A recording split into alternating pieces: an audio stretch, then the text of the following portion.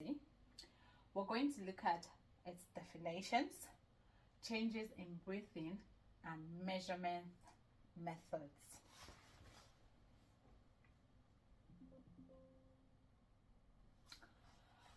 So before we go forward, this slide is a presentation of contemporary poverty in Britain through the lenses of definition and method of measuring poverty. So first of all, before I really go into the topic, most people first ask, what is poverty? And most time I want to look at it as it's a lack. The word lack is what is common in poverty. When someone is lacking something and you're not able to fill that lack space. So people will say it's a lack of food, it's a lack of shelter, it's a lack of clothing, it's a lack of healthcare, it's a lack of many things in many different ways. That's poverty, because poverty is a very wide word. It's a very big word, because if you ask an individual, are you poor? And they say yes, and they'll ask, why are you poor? Every individual you ask will have different definition or have different reason of why they are poor.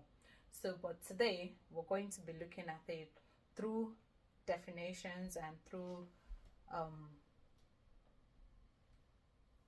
we're going to look at it through different definitions, and we're going to look at the evaluation of this definition. So first of all, we're going to look at absolute poverty. Absolute poverty is actually the stage of extreme deprivation.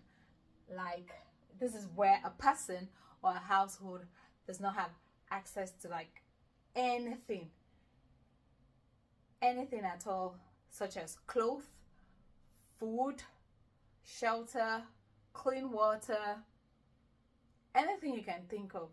This individual or household do not have access to them. So this is why we say it is absolute poverty. Even the UN is able to say that about it. It says it's when an individual or household is unable to afford food, clothing, and housing, which is basically the basic definition of poverty. They can't afford everything. But remember, like I said, absolute poverty also varies. It varies by individual, it varies by country, and it is measured compared to different households.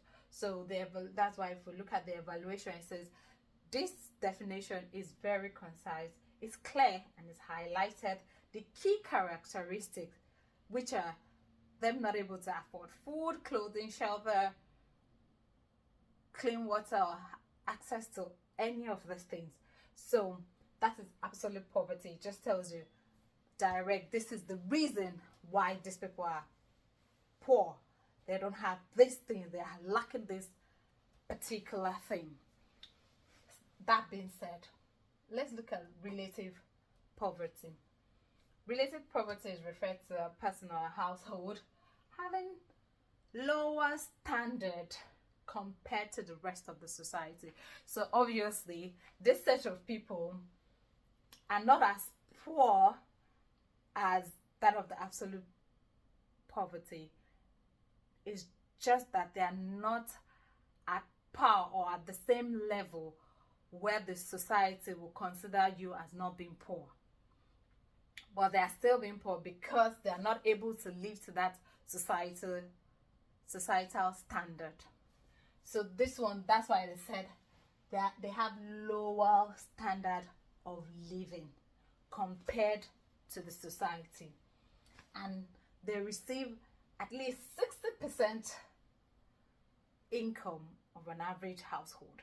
So that means at least they can afford certain things, and they are not as poor as those individual or household in absolute poverty. So if we look at the evaluation of relative poverty, it says the definition is comprehensive to accommodate key characteristics of relative poverty. It's flexibility to change with economic growth. So if the economy is getting better, the individual or the household will also keep getting better, but they will not be able to reach the societal standard. They're still going to be below the society. But as the economy grew, they also get better. But they're not just going to be at par with societal standard.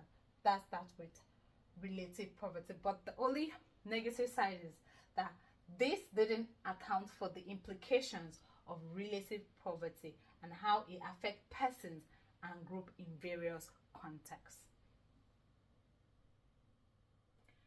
So we look at how poverty has changed in Britain over time. Over time, we want to look at how poverty has changed.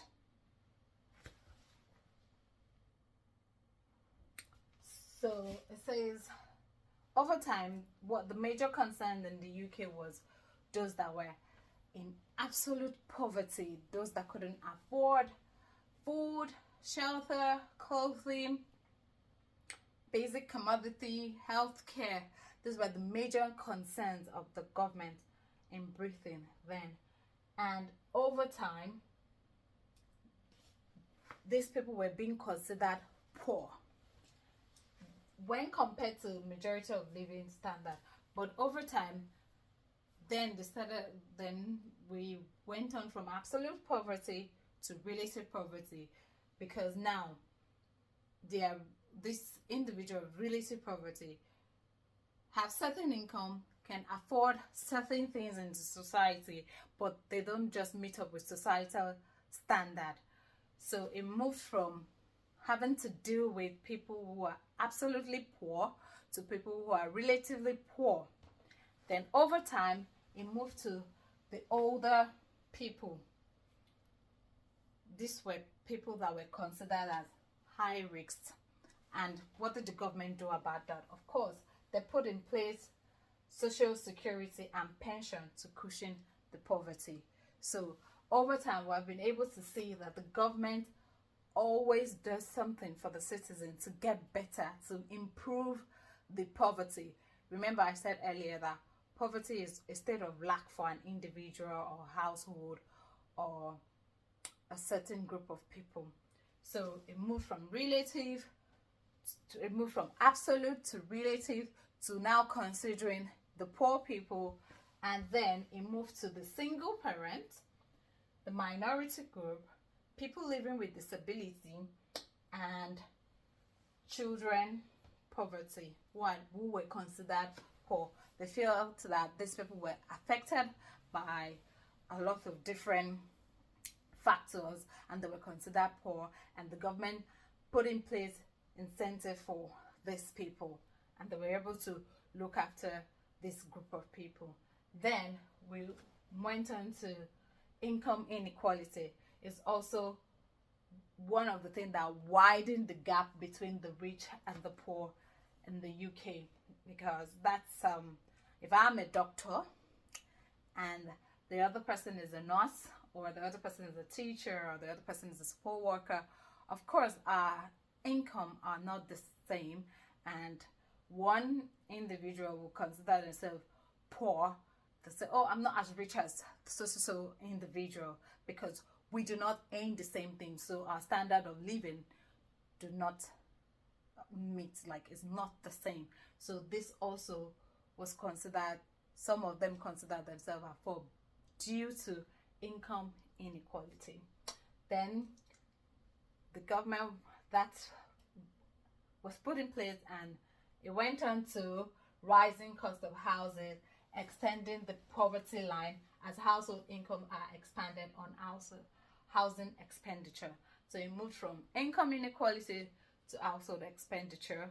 Then over time, it moved to influx of immigrants to the UK, which made some job saturated and not encouraging to increase the rules due to migration. Then it moved to deindustrialization, created employment and widened the poverty mark in certain places. Then also lower wages, rising living costs, and 0-hour contract has increased the number of work poverty. And also then it moved from that to welfare reform policy changes. So all this has shown that over time, this is how poverty has changed in Britain. It didn't just stay stuck to absolute poverty when it first started. It moved, it grew, and it kept getting better over time. And as it kept getting better, a lot of things kept coming up to say, oh, this certain group of people are now poor due to this. This certain group of people are now poor due to this. So we're going to measure poverty. We're going to use different things to measure poverty. Like I said earlier, there's absolute poverty. The picture already depicts what I'm about to say about absolute poverty. This person has no access to anything. That's why you can see this individual is sleeping on the floor with no cover, nothing. This depicts absolute poverty. That's why we said that this method is easy to understand, because from the picture you can see it's self-explanatory. Then we have relative poverty, where certain group of people do not meet the societal standard. You can see this person still has, of course, is in a shelter, but there are certain needs that they still do not have. There are certain needs that still have not been met. That's why it's relative poverty, and that's why it's been the societal standard is being used as a guide, because an average person living experience is totally different from another person's experience. So, but the main thing about this certain group of people is they are able to afford basic needs. That's why it says the analysis shows us that it finds its relevance, and the application is mostly used in developed societies. Then we have social exclusion poverty. So this one dwells on factor that excludes individual from full participation in the society. So these are a group of individuals or group of people that do not have full access to certain things or certain privileges in the society. It says this method is valid for capturing aspects of poverty such as dynamic and relational. So this one is, we can see how poverty is moving from each level, is moving from absolute to relative to social exclusion, because as the society keeps getting better, there's always a sense of lack. So this one is multifaceted poverty. So it says it's derived from traditional poverty measurement using income and consumption. These are sets of individuals where they say my income does not match to my spending. So they are gaining something, they are earning, they have passed the standard of living, they have certain access to certain amenities, but their income is not matching up to their expenses. So, and that's why they said this method is valid and relevant for offering comprehensive perspective of poverty. This is really, we need this one, you need to really go into it to really think deep and say, are you really poor? Because you have moved from different stages, and this certain group of people are looking at like, yes, I'm not poor, but I'm still poor. I'm getting money, and it's not matching up with what I'm spending. Then we have subjective poverty. Then this one is based on individual perception of their economic realities. So this particular one, it says, tend itself to the social and psychological impact of poverty. This is more of the psychological aspect. This is where you get people talking and people explaining themselves, or giving you a proper reason why they still see themselves poor, even if the society or the individual asking this question does not consider them poor, but they have a psychological aspect to explain themselves, to give you a reason why they are still poor, even if they have access to certain opportunities or amenities. So in conclusion, basically, poverty is everywhere. It can be seen, it can be heard, it's everywhere. But whether poverty is absolute, whether it's relative, poverty is a social economical problem. It's not something that would that will have a lasting, that will have a proper solution for, because if you look at how over time the Britain has tried to conquer poverty, there's always one thing or the other coming up as poverty, because the word lack, the sense of lack, is always there.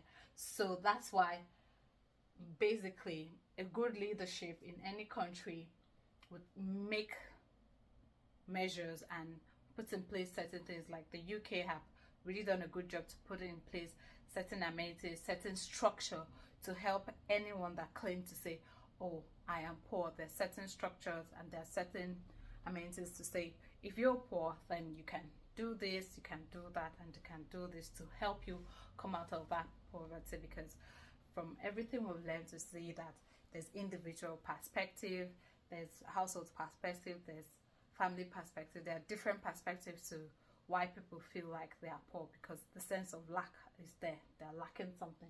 So in all of this, we see that the UK government has tried with policies and measures, and one can only hope for the best. Thank you.